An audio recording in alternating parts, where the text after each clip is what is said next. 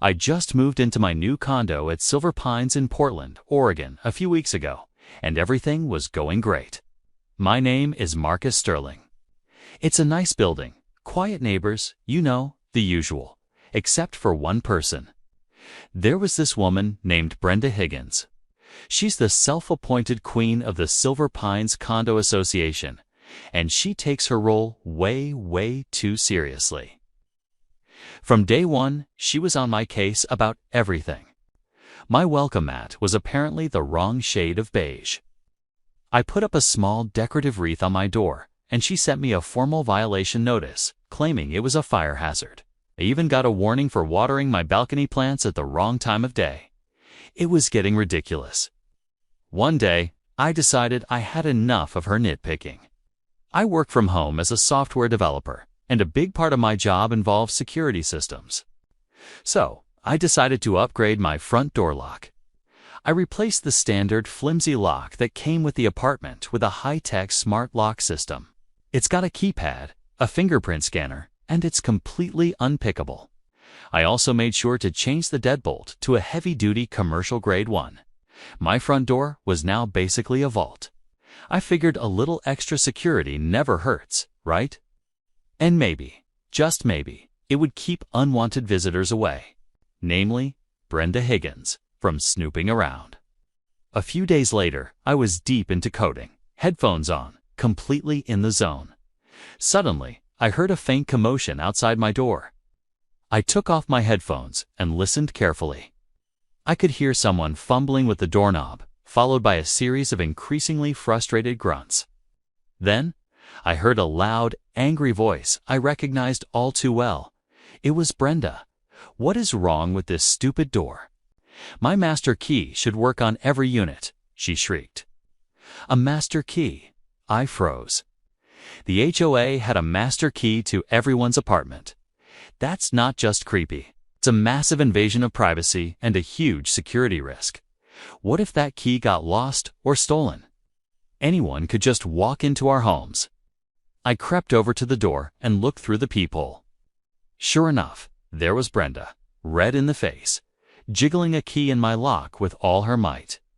She was trying to force her way into my apartment. Unbelievable. She tried the key a few more times, huffing and puffing before finally giving up. I watched as she whipped out her phone, her thumb furiously tapping the screen. A moment later, I heard her say, "Yes, I need to report a lockout and a possible uncooperative resident at 8200 Redwood Avenue, apartment 5D. The resident has illegally changed their lock, and I can't gain entry. I can't gain entry for a routine inspection." Routine inspection. There was no scheduled inspection. She was just making that up to justify breaking into my home. The audacity was completely off the charts. I stood there listening to her give the dispatcher my apartment number, completely unaware of the irony of the situation. See, before I became a full-time software developer, I worked for a few years as a 911 dispatcher. I did it to pay my way through college, because I liked the work and wanted to give back to the community. I still pick up a few volunteer shifts on weekends. And guess who was on dispatch duty that very afternoon? Yep, it was me. My work phone, which I keep on for emergencies, started buzzing. I looked at the screen and saw the familiar dispatch alert. I took a deep breath, put on my best professional dispatcher voice, and answered the call. The call had been routed directly to me. 911, what is your emergency? I said, trying my absolute best not to laugh. On the other end, I heard Brenda's frantic voice. "Hello. Yes, I'm the HOA president at 8200 Redwood Avenue. The resident in 5D has illegally changed his lock, and I can't get in. He's violating the bylaws." I had to bite my lip to keep from cracking up. This was too perfect. I calmly asked her for more information. "Ma'am, can you confirm your name and the reason you need to enter the apartment?" She huffed. "My name is Brenda Higgins, and I'm the president. I need to do a surprise inspection. It's my right." I typed a few notes into the system. I did it mostly just to buy myself some time. Okay, Brenda, I said, making sure to use a calm, authoritative tone. And what is the name of the resident in apartment 5D? She sputtered for a second. I don't know his name. He's new, but that doesn't matter. Send an officer to force the door open. This was my moment. I leaned closer to the phone. Ma'am, are you aware of the laws regarding private property? Without a court order or the resident's explicit permission, forcing entry into a private residence is illegal. Also, HOA bylaws do not supersede state and federal privacy laws. Is there an immediate emergency? Is there a fire, a flood, or any immediate danger coming from the apartment? There was a dead silence on the other end. I could almost hear the gears turning in her head. Well, no, she stammered. But the rules.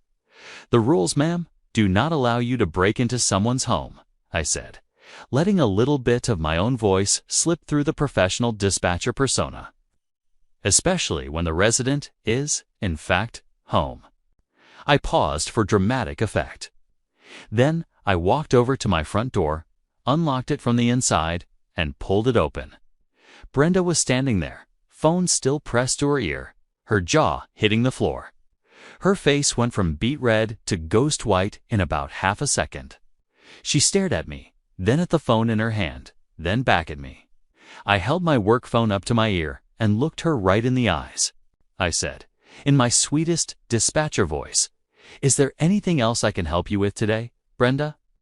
She just stood there, completely speechless, looking exactly like a deer caught in headlights. Oh, and by the way, I added, pointing directly to my new lock, this is a legal, high-security lock.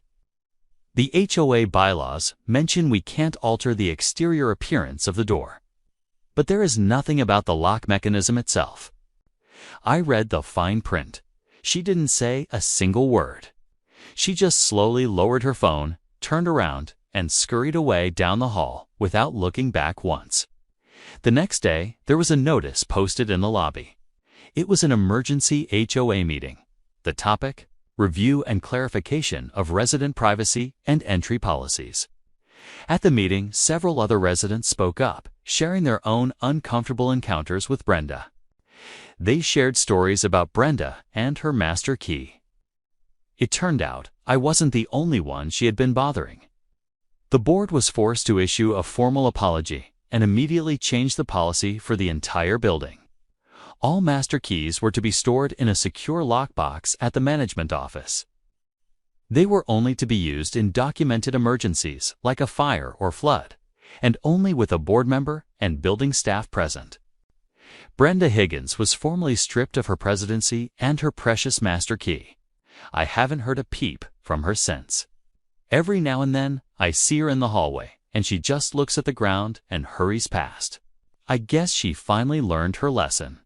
Don't mess with the quiet guy in apartment 5D, because you never know who you're really talking to on the other end of the line. Sometimes, a little bit of tech know-how is all you need. A little tech know-how and a well-timed 911 call can solve even the peskiest of problems. Thanks for listening to my story, and don't forget to like and subscribe for more.